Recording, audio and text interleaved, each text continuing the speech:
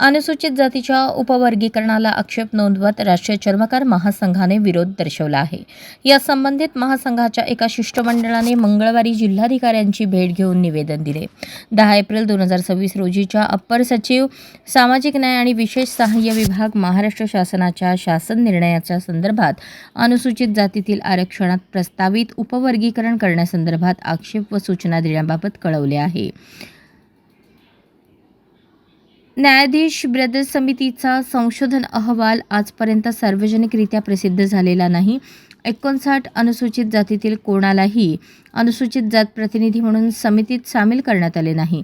मुख्य सचिव समितीमध्ये जातीचे प्रतिनिधी करणाऱ्या संघटनांना व्यक्तींना स्थान देण्यात आलेले नाही। समितीने वर्गीकरणासाठी कुठले आर्थिक सामाजिक निकष, सुप्रीम कोर्ट निर्णय, अभ्यास गटातील कोणती आणि कशी गृहीतके मान्य केली ते अनुसूचित जातीतील जनतेला कळवलेले नाही।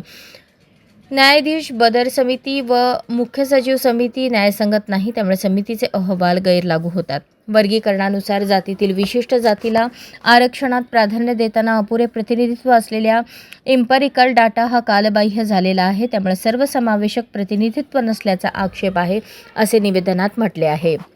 यावेळी राष्ट्रीय चर्मकार महासंघ प्रदेश कार्याध्यक्ष संजय शिंदे, प्रदेश उपाध्यक्ष शावरप्पा वाघमारे, शहराध्यक्ष परशुराम मगरुमखाने, शहराध्यक्ष अनिता गवळी, शोभा धुळेराव, प्रदीप लामतुरे, लक्ष्मण चाबुकस्वार, भाग्यश्री शिंदे, अशोक सुरवसे, शशिकांत कांबळे, सूर्यकांत वानखाडे, चंद्रकांत मब्रुखाने आदी मान्यवर उपस्थित होते। अशाच नवनवीन अपडेटसाठी जनता राज्य न्यूज चॅनलला सबस्क्राईब करा, लाईक करा आणि शेअर करायला विसरू नका।